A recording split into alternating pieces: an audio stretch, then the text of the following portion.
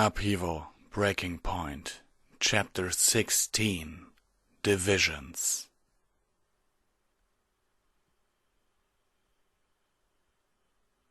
As night settled across the northern plains, it did so upon the already set camp of Fangbreaker Fortress's survivors. By the end of the day, every pony was completely exhausted. Commander Dreadstep had called for a rest only when the sun had partly set. At their pace, they expected to arrive at Bastion City by tomorrow noon. Already, Bastion City's tallest buildings could be seen as small shapes over the horizon. The mere sight of them brought some relief to a lot of ponies. Twilight Sparkle counted herself among them. She was also glad to finally be able to rest. Her shoulder was really starting to hurt, and her legs were starting to give. However, she was more concerned over some pony else's fatigue. She found Rarity flat on the ground, panting in exhaustion, while sweat dripped from her mane. Even with the cold, the exertion made them sweat. Twilight knew that she didn't look much better. "How are you feeling?" she asked. "Utterly exhausted," Rarity replied between pants. "If this is what life in the Legion is always going to be like, I'm afraid I may not last very long." "Don't say that," Twilight said. "I'm sure you'll get used to it. Here, I brought you some dinner." Rarity looked up expectantly. "Please, please, please, tell me it's a bowl of tossed salad with some pastries for dessert," she said. "Even an ordinary loaf of bread will do." "Sorry," Twilight replied. She placed the small pouch in front of her friend. The sight of the pouch seemed to suck the last remaining strength from Rarity. She opened it, her expectant look already crumbling. "More of that disgusting sandy feed," she muttered. She poured some of the grainy material onto her hoof. "Cheer up, Rarity. Vanguard says there's a lot of decent food at Bastion City, and we're almost there." "It's not that. Well, it's not only that. This feat is certainly depressing in its own right." "So, what's wrong?" Twilight asked. I was just thinking of Sweetie Belle," Rarity said. "I hope she's not too terribly upset about me being banished. And Carousel Boutique. It's only been a few days, but it's most likely in shambles now. I didn't even get to finish that last order too. Spike worked so hard to help me with all those gems, and it was all for naught." It was Twilight's turn to look downcast. "I'm sorry," she said. "This is my fault." An image of Ponyville came to her mind. How were the ponies taking her and her friends' disappearances? Had they even noticed? What had Princess Celestia told them? To make things worse, she and her friends may have well been considered criminals since they were banished. Then there were her parents. It must be crushing for them to realize that their daughter, who had been doing so well, was now in exile. A hoof touched her own. "Don't you start thinking that I regret joining you here," Rarity said with a smile. "That's not true. The smile lessened slightly. "I just wish I was given a chance to say goodbye and set my affairs in order. I think all of our friends feel the same way." "I understand," Twilight replied. "I wish I could have seen my family too. Princess Celestia must have been afraid that we would spread the knowledge of this place if we weren't banished immediately." "Well, let's not wallow too much on unfulfilled wishes. Excuse me, I have to choke down dinner." Rarity gave the feet on her hoof one more disgusted look, then stuffed all of it in her mouth. Eating soon turned into a mixture of grimacing and chewing. After another apologetic look, Twilight went on her way. She was thinking of seeing Spike by the wagons when something else caught her eye. That and a loud, distinct shout that made her curious and worried. "What did you just tell me, Chosen?" a deep-voiced pony shouted. Twilight didn't recognize the voice, but she knew the tone it took. She didn't like the word chosen, but there were two ways that it was spoken here in the Barrier Lands. There was Vanguard's way of saying it, which turned it into a neutral word to say where a pony was from. There was also the way Pyre said it, which turned it into the worst thing a pony could be. The voice just now sounded more Pyre Valor than Vanguard Clash. "You heard me loud and clear." The response made Twilight hurry. That was Applejack, a rather angry Applejack by the sound of it. She found her friend staring up at a yellow Earth Pony stallion. A few ponies had gathered around the spot to watch. "I ain't talking in fancy," Applejack said. "You ran into me on purpose, and I want an apology." "If you weren't so slow, I wouldn't bump into you," the stallion growled. "You think you own this plane, Chosen?" The stallion stood around a head taller than Applejack, but she didn't back up as much as an inch. "This plane is big enough for the both of us and an army of ponies. You bumped into me on purpose. Now pony up and say you're sorry." "The only thing that's going to be sorry here is your worthless hide," the pony shouted. He pushed Applejack with a hoof, making her stumble backwards for a foot. Applejack quickly stepped forward and shoved back. "So it's a scrap you want, huh?" she said. "Why didn't you say so?" "The Chosen thinks she knows what a fight is," one of the spectators hooted. "Rough her up and show her how it's done, Stoneshot." Stoneshot raised himself to full height and banged his front hoofs together. Twilight noticed that his hoof had glinted when he shoved Applejack, and that they clanked when he struck them together. "If you're going to move like a crippled mule, Chosen, you may as well be one," he snarled. Some of the ponies in the background yelled in approval. Applejack held her ground and braced herself. From the look of things, it seemed that she had resigned herself to fight on, even if she was going to get badly injured. Twilight decided that enough was enough.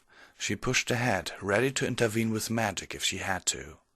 The yelling stopped before Twilight could move any farther, and the gathered ponies parted to let some ponies through. "Stand down before I call the Legion police on you, Stoneshot," Vanguard said. "Vanguard Clash?" Stoneshot asked. "What, are you defending this Chosen? They're a spoiled, cowardly lot, all of them." Vanguard stepped in between Applejack and Stoneshot. "So you're picking a fight with the smaller, unarmed and untrained Chosen, while wearing your tramplers and with your friends nearby because she's a coward? What a hero you are, Stoneshot." Stoneshot hesitated for a moment. Then, with renewed resolve, he stepped forward again. "They don't deserve any sort of honorable battle," he growled. "This Chosen is here because she defied her princess," Vanguard said. He stepped forward and matched Stoneshot's stare. "She's been banished for believing that Equestria's division is wrong. You will show her respect for that." "I will show her how we deal justice." Stoneshot pushed past Vanguard to lunge at Applejack. For his trouble, his face encountered a pair of back hoofs. Applejack had aimed well. Her kick struck Stoneshot's chin with a resounding thud and a distinct crack. The force of the blow knocked him on his back a few feet away. He lay there for a while, his eyes wide with surprise and his jaws slung open. A collective gasp of surprise escaped the gathered ponies. With a fierce cry, Stoneshot struggled to his hoofs, only to fall flat on his belly when something landed on him in a streak of red. "Assaulting an unarmed civilian," Scarlet Rabbit crowed as he sat on top of Stoneshot. "We're looking at 30 lashes there, Stoneshot. I hope some pony remembered to take a whip from the fort. I only had time to save some booze." Stoneshot struggled against Scarlet, but the Pegasus's weight was too much. "You ponies over at Special Operations think you're so high and mighty," he growled. He winced in pain and clutched his jaw. No assistance came from his friends, who were already dispersing. Twilight spotted a trio of barded ponies making their way towards the commotion. She didn't recognize the barding, but this must be the Legion police Vanguard was talking about. "Sounds like loser talk from some pony who didn't make the cut," Scarlet said with a laugh. He flew off Stoneshot as the armored ponies moved in. Several minutes passed as Vanguard explained the situation to the Legion police. With a nod, they escorted Stoneshot away, while the other ponies returned to their business. Twilight and the rest of their friends came over once the commotion had dispersed. They settled down around a campfire that Scarlet had set up. "What was all that commotion about?" Rarity asked. She looked disapprovingly at Applejack. "Roughhousing with the Legionnaires already?" "He started it," Applejack replied. "He's going to have to see some pony about that jaw," Fluttershy said. "I hope Dr. Redbrand doesn't yell at him too loudly. It looks like it really hurts." "I heard Scarlet say something about lashing," Pinkie Pie said. "Are they going to pluck his eyelashes for being a bully?" "Maybe, if they didn't get a whip from the fort before we ran for it," Scarlet replied. "That's ridiculous," Rainbow Dash said. "And I hope this Dr. Redbrand does yell at him for being a jerk." "Are you all right, Applejack?" Twilight asked. "I'll be fine," Applejack answered. She turned towards Vanguard. "Thank you kindly for stepping in. You distracted him long enough at least. I hope I didn't make too many enemies." "You probably made a few less," Vanguard replied. "That's quite the kick you have there. If you were wearing tramplers, you might have taken his head off." "Years of apple-blocking," Applejack said. "A farm pony, Have you worn barding before?" Vanguard asked. "No, I tried out with Macintosh's collar once. Would that count?" "Infantry can work with that." Vanguard patted Applejack's shoulders and back. "Looks strong," he commented. "You'll do well." "What about the special operations that Stoneshot was talking about?" Applejack asked. "Is that your group?" "Special Operations is made of small squads of different ponies," Vanguard answered. "We serve as troubleshooters for the Legion." "Could any of us end up in Special Operations?" Rainbow Dash asked. "I doubt it," Vanguard replied.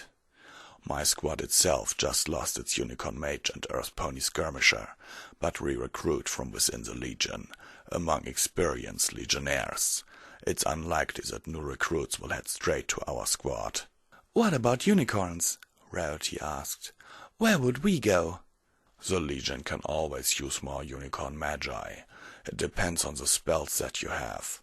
Offensive casters get bundled into firing lines. The defensive ones tend to be distributed. There's still the problem of you chosen unicorns having to deal with using magic outside the Heartland." "Isn't there something that can be done about that?" Twilight asked. "I don't know," Vanguard replied. "Perhaps the Prince has a method for adjusting your magic for his realm, or you'll just get used to this place." With the questions out of the way, the group was silent for some time. The only sounds coming from Spike, who had started dozing next to Twilight, and the uncomfortable grunts of Applejack and Rainbow Dash trying to get a mouthful of concentrated feed down. Vanguard watched them in amusement, then turned towards Scarlet Rabbit. "Did I hear you right back then?" he asked. "Did you save some booze from the fort?" "Stormbrew gave me a free bottle when I managed to save the last barrel from the brewery," Scarlet Rabbit said. "It's good stuff, too. I hid it under one of the wagons. Want to drink it, Captain?" "Our friends look like they need some help in swallowing my father's feed," Vanguard replied. Scarlet Rabbit was gone in a streak of red. A few seconds later, he was back with a bottle clamped in his mouth and several glasses in his forelegs. "What's that?" Twilight asked as Scarlet poured Vanguard a glass. The liquid that flowed from the bottle was clear and sparkling. To her surprise, small arcs of blue electricity appeared at random intervals in the liquid. "Stormbrew's good stuff," Scarlet replied as he poured himself a glass. "But what is it called?" Twilight asked again. "I just told you, good stuff." "Stormbrew is an excellent brewer," Vanguard said. He took a sip. "Not so good with names." "I'll try some," Pinkie said.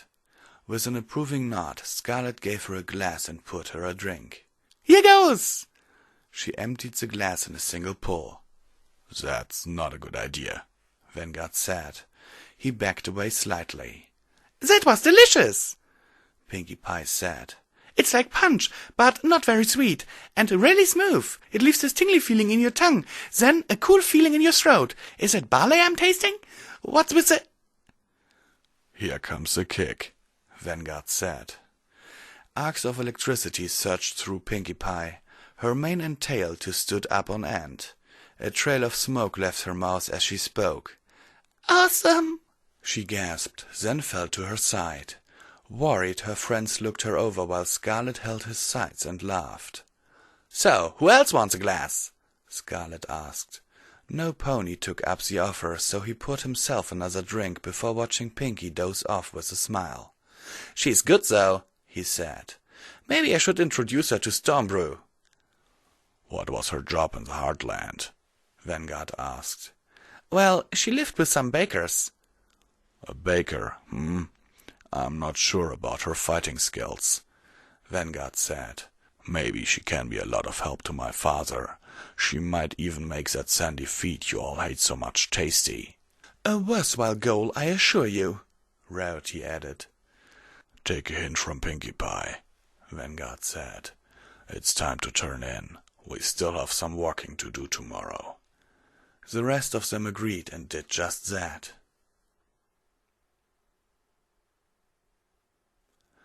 Some time passed and the entire camp had become quiet.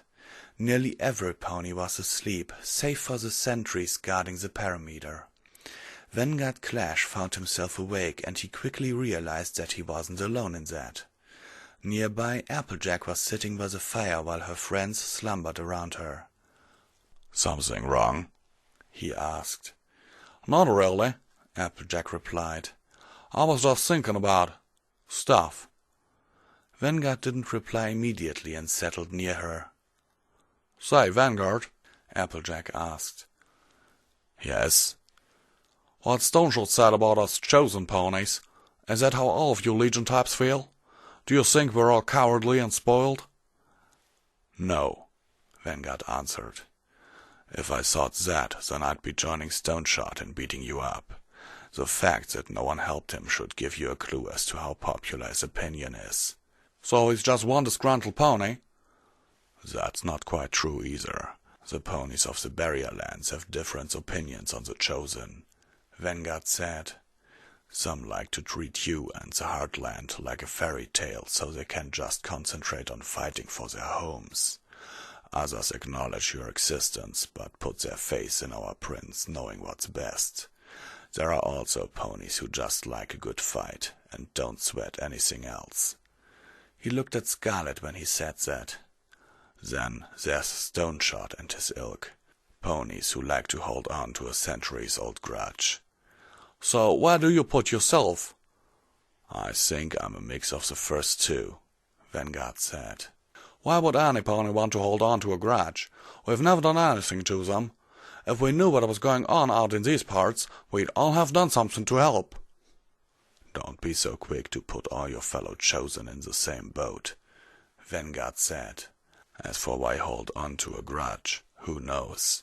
Perhaps it makes them feel superior by playing the victim of injustice. They could genuinely feel that it's the Chosen's fault, or they could just be carrying on their parents' beliefs." A minute of silence passed, with the two of them simply staring at the fire.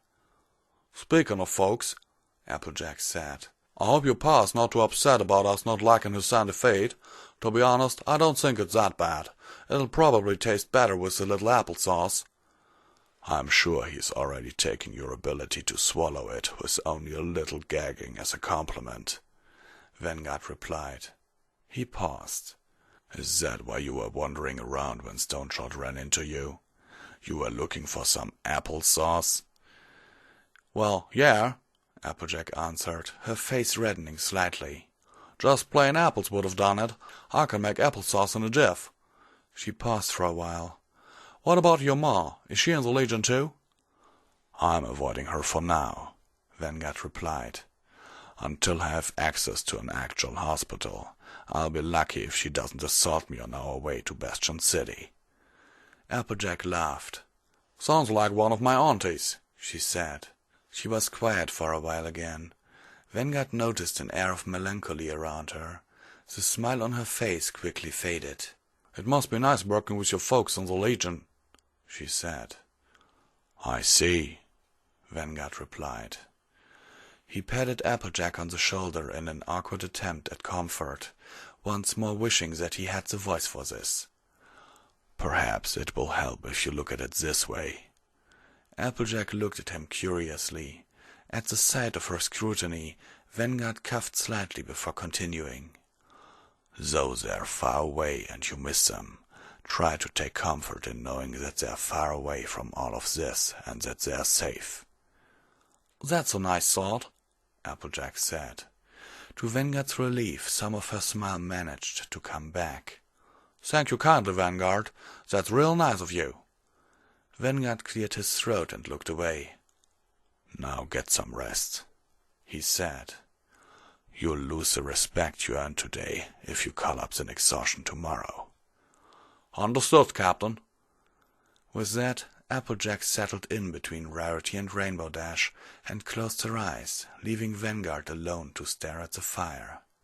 The flames reminded him of the unicorn mage his squad had lost. I don't care what she intended. Her actions condemn her. Hundreds of good ponies are dead, and the North is in danger because of her loyalty to the truth. By the prince's law, I will kill her the next time we meet. He had sounded so strong and determined back there. He wondered if Twilight Sparkle even believed a word he said about being able to kill Pyravella just like that. She likely saw right through him. Pyravella had been one of his very few friends for a very long time. There was no way he would be able to kill her and feel nothing. He felt a little pathetic, sitting by himself in front of the fire. He was the captain of only one pony, and his failure to arrive in time still loomed from the north. Helping these chosen, however, gave him some comfort. He had never been one to make friends. He was lucky to have met Pyravella all those years ago, and he knew quite well that Blademane was not really his friend, but Pyre's. Scarlet Rabbit was an accidental friendship. He remembered being back in that woven's tent and realizing how little he had when Pyravella left him to die. It was a dark and terrible feeling, a feeling that he could put behind him now. I've lost 2 and found 6, he thought. Not a bad trade in the end. A few more minutes passed, and he settled down for some sleep himself. Tomorrow, Bastion City awaited.